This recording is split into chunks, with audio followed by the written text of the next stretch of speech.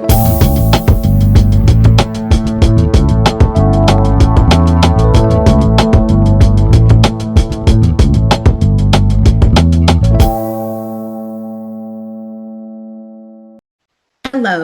and welcome to the Changemakers LA podcast. My name is Tunua Intook, and I'm the Executive Director of the Local Initiative Support Corporation Los Angeles office. In today's episode, we'll be talking about some strategies for investment and forward movement in communities with two very special guests. I'm happy to be joined today by the National President and CEO of LISC, Mr. Maurice Jones. LISC recently rolled out a program called Project 10X, which is an ambitious $1 billion strategy designed to root out and address racial inequity across the country. With a focus on capacity building, affordable housing, and racial equity, the program will invest in BIPOC communities to tackle the vast difference in wealth between people of color and their white counterparts. Maurice, thanks for being on today. Thanks for having me, Tunua. It's nice to be with you and nice to be with Andre. Yes. Well, let me introduce our other guest we have here today.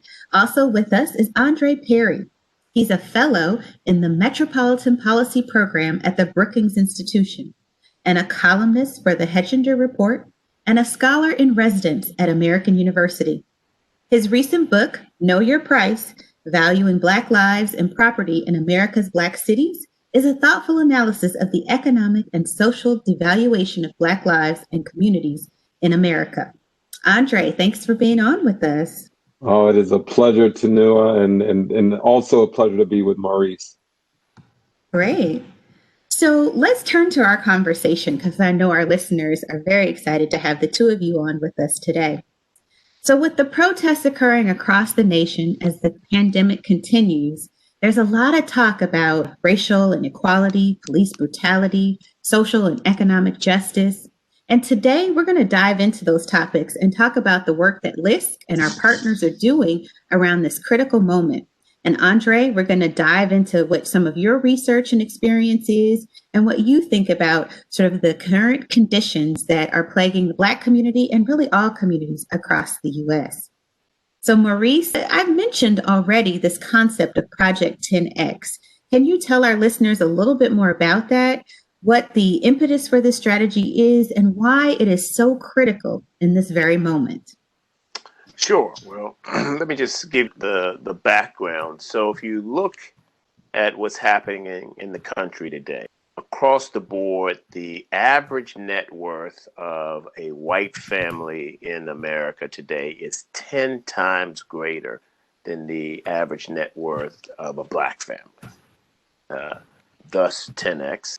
In addition to that, we work, as you know, Tunua, across about 36 local offices.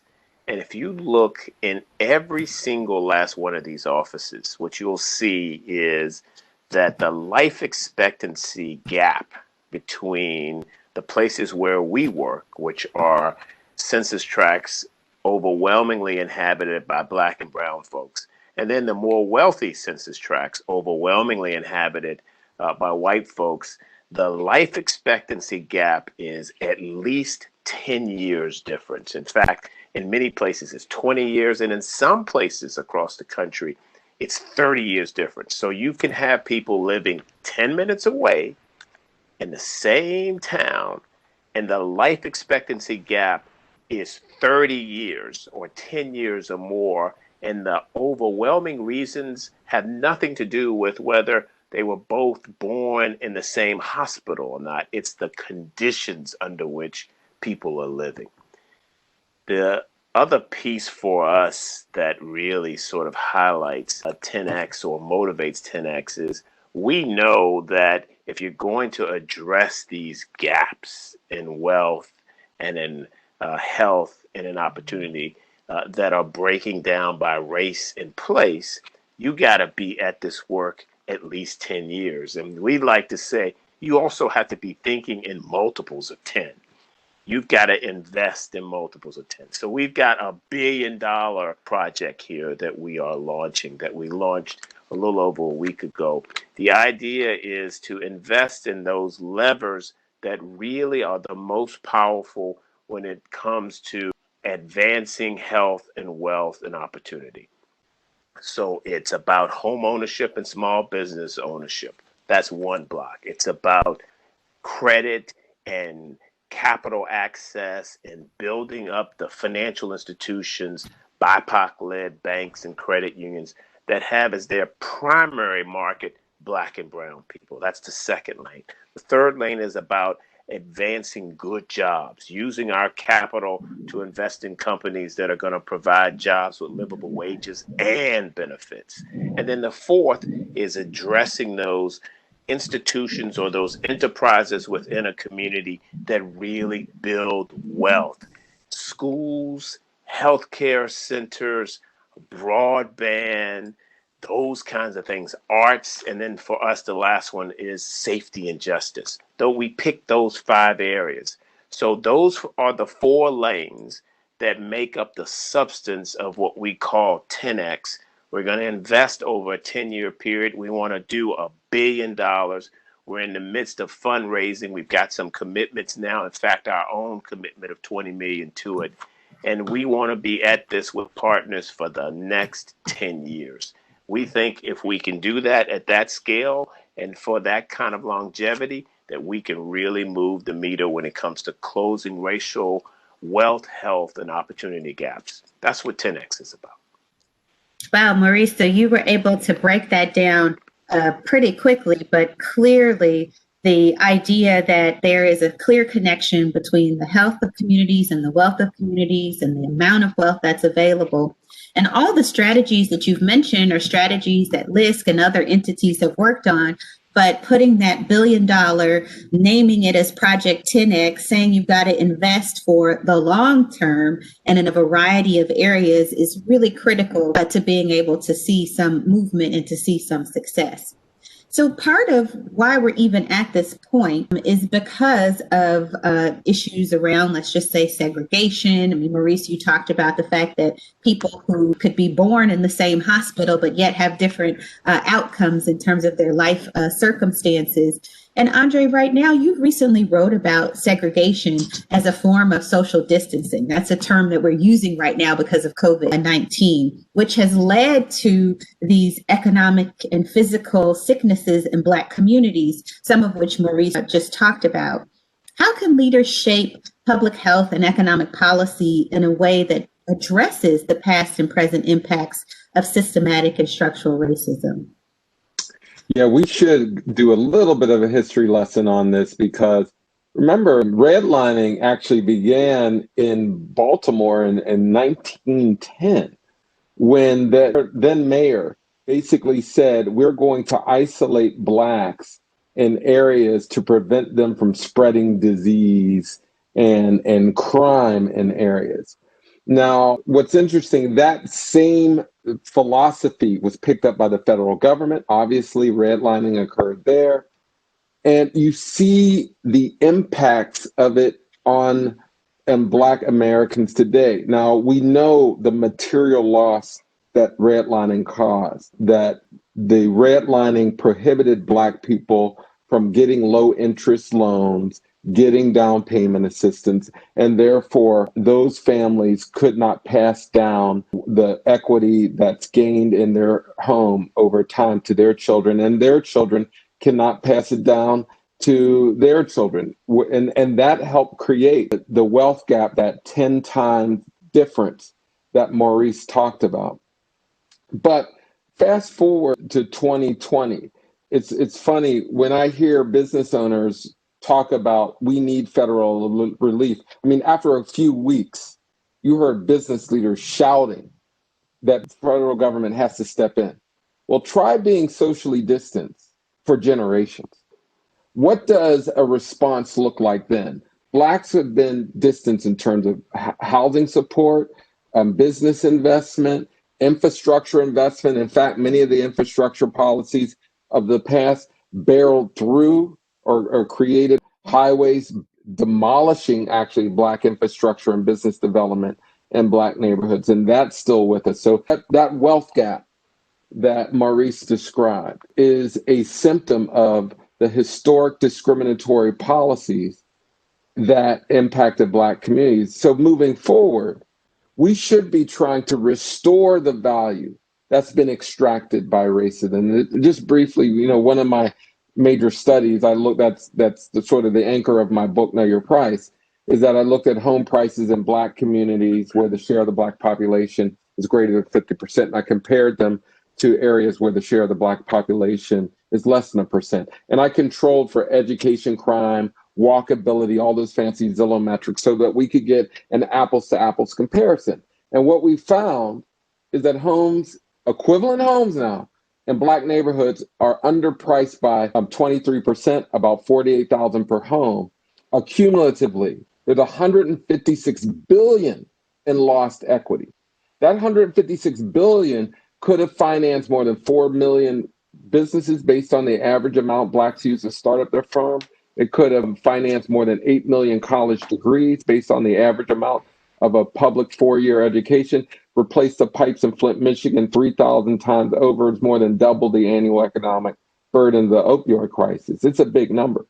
And so when we're talking about these policies, and the reason why I love what Maurice is talking about, because this is happening in business, this devaluation is happening in housing, it's happening in education, and we got to figure out ways to invest in those areas. Because, and the reason why I do the research the way I do, I want to show the strength in Black communities. The homes in Black neighborhoods are stronger than they are priced. Business leaders are worth more than they are priced. Leadership in general is devalued. So for me, it's about restoring the value that's been extracted by racism to solve a lot of these problems. Well, I mean, the power in the concept now of social distancing is one that people, and most people right now in our country, can relate to, right? They've been social distanced from their economic centers and jobs and opportunities. And when we're crediting you with this idea that making that connection, Black people have been saying for generations and hundreds of years that we are social distance from opportunity. And I love how you put that in housing and being able to have the equity to start businesses and to be able to move forward economically. Even in the PPP loan fiasco we saw, a social distancing in the policy that is supposed to address the economic loss as a result of social distancing. Remember, 95% of Black businesses did not receive that PPP loan subsidy when it was rolled out initially. And then they tried to do everything to backfill, but at that point, the damage was done. And so for me, it is about providing access where it's been denied historically over time.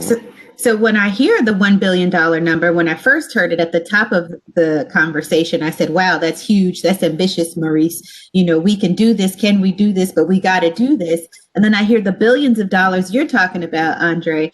This is 100 billion or so that you, in terms of value that you're saying has been extracted and not been made available to the Black community. And Maurice, you often talk about how in order for us to really extend and reach our full humanity, is what you call it, so that people, regardless of race, regardless of background, have a chance to be able to be part of the American dream, we've got to invest in the affordable housing that LISC does, in growing small businesses. Right now, this is so critical to the moment. How has LISC been a part of moving that mission forward right now?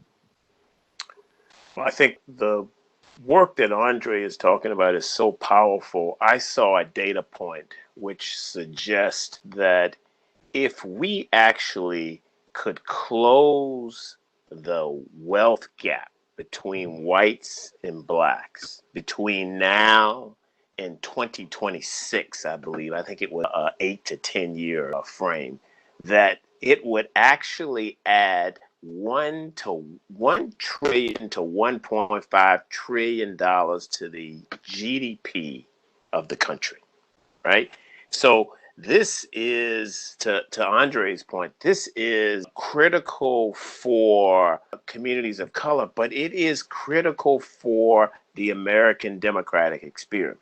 And so what we've been trying to do at LISC is to, with intentionality, invest in those assets in these Black and brown communities and these low wealth communities, these rural communities as well, that we know are undervalued and that we know will produce the kinds of opportunities for full humanity that you're seeing in zip codes that are dominated by whites. I mean, it's just that simple. So what we've been doing is investing in small businesses. So Andre mentioned the PPP piece. So we were a PPP lender. We got in the second round. We made sure that what we were going to do with respect to PPP is invest in businesses led by people of color, businesses who did not have relationships with the mainstream financial institutions that were the biggest players in the first round. So if you look at our PPP portfolio, for example, we have lent about $50 million via PPP. Well, about 95% of our borrowers are businesses led by people of color. About 85% are businesses led by women. About 85% or so are businesses working in low wealth communities. The overwhelming bulk of our businesses are 10 people and fewer with average annual revenues of $1 million or less, which makes up the bulk of Black owned businesses, of businesses led by people of color that we have across the country. So what LISC has been doing is, with intentionality, focusing on Black and brown communities and low wealth communities, urban and rural, across the country, with housing and small business and health. And that's the work that also will form the basis of Project 10X moving forward. You can't, I mean, to Andre's point, one of the things that I was doing before COVID was traveling to our 30 some markets. In almost every market, people could take me down a highway or a road or an avenue that had been intentionally driven there or placed there or constructed there to interrupt, in all honesty, a Black business corridor or a Black residential corridor. And this was intentional. This was, to Andre's point, an effort to isolate the Black community. Well, as I say to folks, you can't address something that was done intentionally using race by not being intentional using race. You have to be just as intentional if you're going to reverse, if you're going to grow, as we were in discriminating and hurting communities. And that's what LISC has been trying to be a part of. That's great. And Andre, you and Maurice have really started going down this line of the importance of the Black business, right? I know that there's research out there that talks about the importance of Black business ownership, what it does to Black wealth, what it does to Black jobs, what it does to Black communities. And Maurice, has talked about what happens when that disinvestment gets disrupted. So for you, you've researched the impact of this pandemic on Black businesses. How does this intersection of already heightened economic vulnerability and this pre-existing racial wealth gap affect these businesses and entrepreneurs right now? And to some extent, Maurice has summed up with, he told us that if we could close this racial wealth gap, how much more we'd be experiencing an economic opportunity. But what impact to the larger community, what is that impact when Black businesses don't exist, where they're capital constrained or not able to really get access to opportunity? The Black community represents about 13-14% of the population in America, but only 2.2% of employer firms. So 2.2% of firms with at least 2 employees that are Black owned.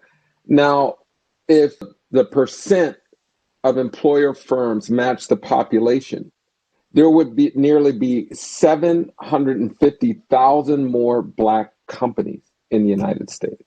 Now, Andre, when you say employer, you mean companies that are owned by Black people that have employees? That's at least 2 employees. Now, I'll put in another one. Currently, Black firms bring in an average revenue about 1 million compared to non-Black firms that bring in 6.5 million. Now, if Black firms increase their average revenue to the level of non-Black firms, that would increase total revenue in Black businesses by $800 billion. 800. Now, so we're just talking about equity here. We're talking about what if just got what everyone else got or met the population. I'll throw two more at you. Black-owned employer businesses created an average of 10 jobs per firm compared to 23 for non-Black. If the average employees per Black firm increased to the same level as non-Black businesses, 23 million new jobs would be created. 23 million new jobs. Now, Black-owned firms pay on average of $30,000 for their employees compared to non-Black firms' average of $51,000 per employee. So if Black firms paid the same as non-Black firms, there would be $26 billion of increased pay in the economy. So all those numbers that I just shared, they just don't benefit the Black community. It impacts the entire country. So we're cutting our noses and spiting our faces every time we don't invest in Black business. And no, I just want to be clear.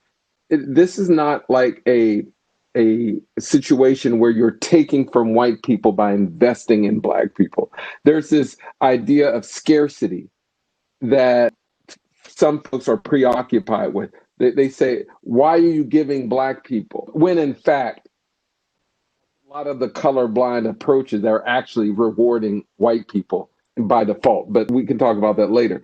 But I just want to be clear, grow the pie. You're not taking away from the entire population. You're adding to the economy, adding to innovation, adding the number of innovators, adding the number of businesses. You add when you invest in Black firms and in Black communities, because my work largely examines underappreciated assets, meaning if you just add water, they will grow. Now, the places where if you add water, they will grow are Black majority communities and Black and brown entrepreneurs. We need to get the water to them. We need to make sure that they're invested in at levels commensurate to their peers. Well, when I hear that, I think it is important to keep underscoring this idea that we are growing the pie, right? The work of lists, the work of investing in underinvested places and people and businesses is all about growing the pie. We're not even at the point of dividing it up and figuring out who gets it just yet, but let's add the water and see what we get. And Maurice, part of what Project 10X is all about is, to me, it's testing out the idea that if we invest a considerable amount in the communities that need it most, in the areas that you described with housing, small business, safety, all health, all of those areas for an extended period of time, then we can have the impact that we want to see and test it out and see how this grows out. How do you see, Maurice, Project 10X impacting the intersection of racial inequality and public health and being able to be a testing ground for making the difference on the investments that we need? Yeah, well, we know that the connection amongst wealth and health and opportunity is that close, right? That they go hand in hand. And so if you look at health, let's just take health as an example. If you look at health, much of the public debate is about access to clinical settings and whether people have insurance that will allow them to pay for treatment by clinicians. And that's great. And don't get me wrong, we need much more of that. However, that's 20% of the determinants of one's health. 80% of the determinants of one's health and lifespan is what happens outside of the clinical setting. It's, do you have a healthy and affordable and a stable home to live in? It's, do you have a job that pays you a wage that allows you to pay for the things that you need? Housing, food, education. It's, do you live in an environment where your full humanity is respected so that you're not living with the stress of discrimination and racism and barriers all the time? These are actually the prime determinants of health. And so we know that if we can invest in advance wealth and health and opportunity, that they actually move lockstep together. If we move wealth, we will move health. If we move opportunity, we will move wealth. And so that's why we've tried to take a pretty holistic approach to this thing and to really, really break down the four corners that we think you have to most invest in and to do so at scale. That's really the, if you will, the hypothesis of Project 10X. Fantastic. Thanks for sharing all that, Maurice, and making the connection between health and wealth. Andre, I was going to close with you just sharing with us over the last few months, the work of folks like you, the work of folks like Lisk and what Maurice has been able to birth in terms of Project 10X, but your work already has been focused on making sure that there's racial justice and opportunity. There's been a lot of protest and a lot of conversation on this topic. What do you think that that means in terms of the hope for our future, about your research and other scholars who are talking about these things, who've got the empirical data on this stuff? What impact is that going to have on our economic and health policy going forward? Well, I actually love the fact that folks are in the streets protesting, risking their lives. Obviously, we're still in the midst of a pandemic. But, you hear the commentary. Some people say, hey, protests are nice, but you need policy. The reality is that you have to have both, that no one gets the kind of policies we need without people making a demand. And so what I see in these streets is giving me an opportunity to present data and research and policy work in a way that, quite frankly, no one would listen to before people hit those streets. And so you need the folks who are demanding justice in the streets so that the work of Maurice and me and can really catch hold, because the racial uprising excited capital release, at least from corporate America, like we've never seen before. I'm appreciative of it, but I will say that that window is going to close. It's going to close pretty quickly. And so we need to make sure this new Biden administration picks up with where business and philanthropy started, investing in Black communities. And people see these large numbers. I mean, we're talking hundreds of billions of dollars being let out on behalf, or not, maybe not hundreds, but certainly lots of billions. JP Morgan and Chase announced 30 billion. There's several companies with their billion-dollar initiatives. We'll claim the hundreds of billions. We'll claim that. That's right. That's right. But that would have never happened without people making demand. And so we should be encouraging that same activity that excited those investments, that saw a change in the White House. Those things must continue. And I know a lot of people want to see, or they want to go back to quote unquote normal. But normal wasn't working for us. It wasn't. And so we need to see the regular investment in Black people, Black communities, Black firms, Black housing, because it's been denied for decades. For decades, that social distancing has existed for decades. And we have now an opportunity to change the way we look upon and invest in Black people. That's great. Well, I feel like so I'm going to close it out here. The change in the, sort of awakening that we've experienced in 2020 in our country has helped bring some people to be able to see some of the data that you, Andre, have been researching and pulling together and writing about for many years and decades. Maurice, it is a moment in a time like this that you happen to be head of LISC nationally, which gives rise to the moment of being able to really look at how do we reinvest? Where do we take that energy of needing to reinvest in places that have been social distance, that have been without opportunity, that have been without access to wealth, to close that racial wealth gap with Project 10X. And we're proud that we've got that initiative moving forward. Gentlemen, I want to thank both of you for joining us this week on the Changemakers LA podcast. It's been great listening to you, learning from you, and thinking about issues that are impacting communities today.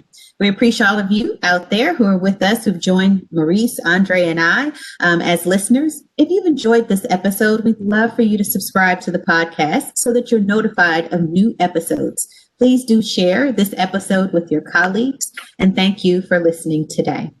Gentlemen, thanks for joining us. Thanks for having us.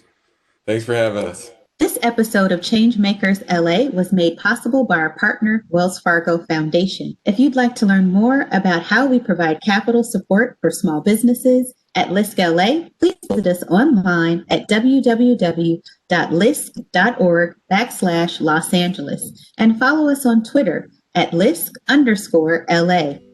You can find the rest of this series on iTunes, Spotify, and Google Podcasts. Subscribe to hear more conversations about the people and places that shape Los Angeles.